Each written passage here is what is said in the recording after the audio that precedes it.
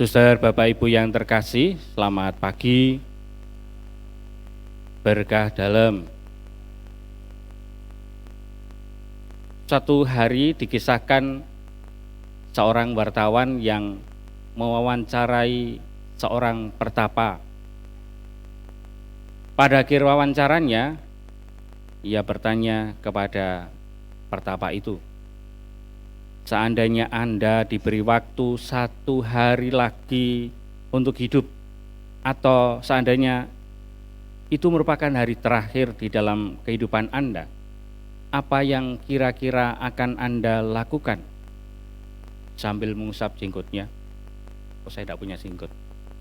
Ini ya. Pertapa itu menjawab, ya, pertama saya akan mendoakan doa pagi.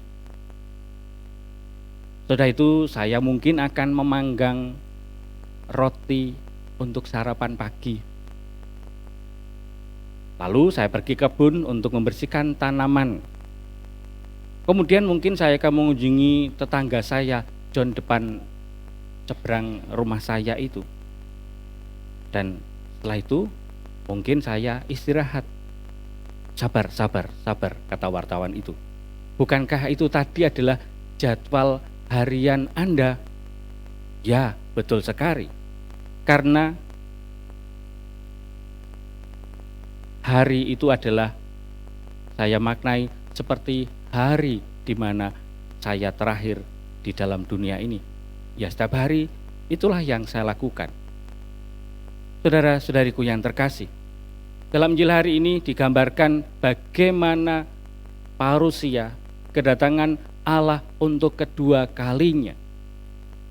Di sini ditekankan sebenarnya bagaimana para murid Kristus, yaitu kita semua, diundang untuk siap sedia menyambut Kristus yang datang kedua kalinya.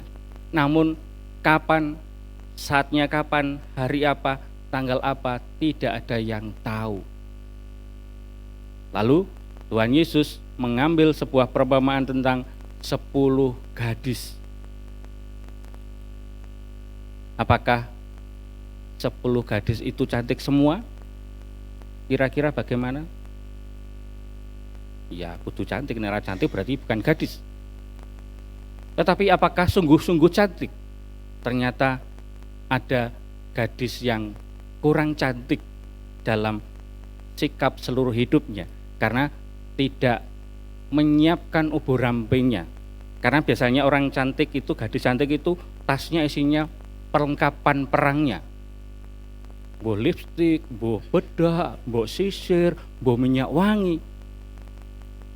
Tapi gadis yang satu tadi tidak membawa minyak, bukan minyak sinyong-nyong, tapi minyak untuk pelitanya. Jadi saya mengatakan tidak gadis yang cantik, bukan gadis bodoh. Nek gadis bodoh kok ketoke kok terlalu enggak bagus kata-katanya ya. Tidak siap akan apa yang menjadi dalam perjalanannya atau apa yang harus ia lakukan ke depannya. Untuk menyambut sang pengantin datang yang tidak diketahui jam berapa, jam piro, detik berapa, dan seterusnya. Beda dengan zaman sekarang ini. Kemarin itu saya memberkati sepupu saya, jelas Romo, saya minta diberkati jam 10 tanggal 11 bulan 11 tahun 2023. Oh yes, itu sekarang bisa dikatakan itu belum datang pun langsung dijabri, kok urun teko, segera datang. Zaman dulu mungkin tidak ada WA, tidak ada telepon, ya pokoknya akan datang. Dan tidak ada mobil, tidak ada kendaraan, ya mungkin jalan. Untuk menyambut semuanya harus siap sedia, makanya perlengkapannya harus dibawa. Apapun yang untuk menyambut sang pengantin harus siap. Saudara-saudaraku yang terkasih, digambarkan sebenarnya pengantin adalah Kristus sendiri yang akan datang mengadili kita, yang akan datang mengundang kita kembali untuk memasuki perjamuan bersamanya. Dan para gadis itu adalah kita semua. Kita ini mau gadis yang bijaksana atau gadis yang satunya lagi. Apakah kita akan siap sedia menyambut Kristus atau tidak sama sekali? Lalu pertanyaannya, yang bijaksana itu digambarkan bagaimana sebagai seorang Kristiani? Apa mung cukup membawa minyak? Kira-kira bagaimana, Bu Citra? Sudah senyum-senyum itu bisa punya jawaban ini kelihatannya. Kira-kira bagaimana? Minyaknya selalu penuh. Itu kan gadis yang tadi. Sebagai umat Kristiani apa? Minyak itu digambarkan apa kira-kira? Iman. Contohnya iman itu apa? Perbuatan nyatanya apa?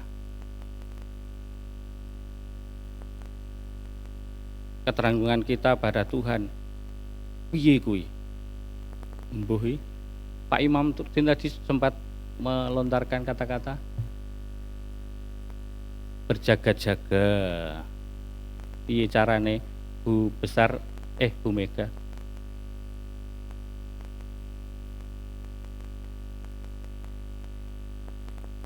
Selalu melayani. Pak Sek.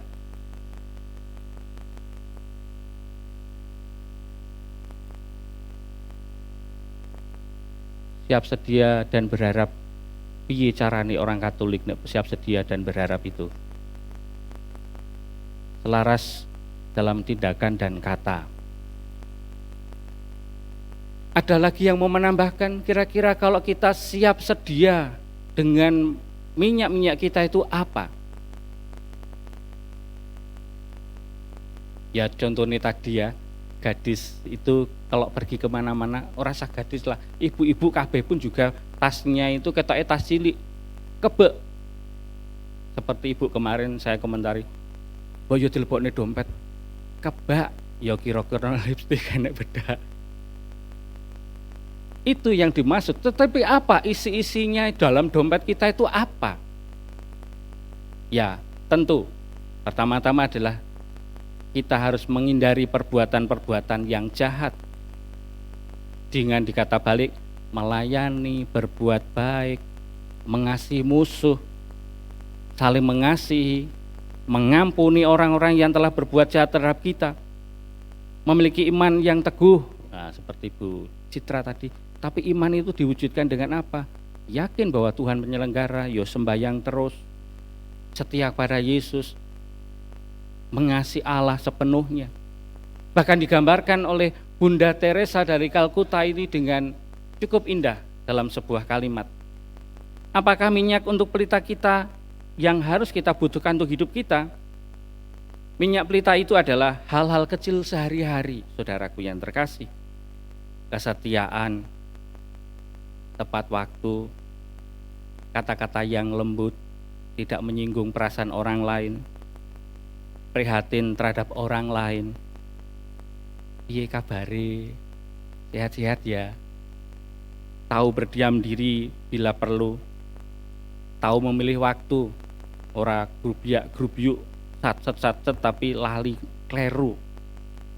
Tahu kapan harus berbicara, kapan harus bertindak. Dan inilah tetesan-tetesan air kasih yang mampu membuat hidup kita bersinar sebagai orang beriman dan siap menyambut Tuhan dalam kehidupan kita saat Tuhan datang kapan, di mana kita selalu siap karena kita berjaga-jaga dengan hidup kita. Berkat Tuhan melimpah bagi kita semua.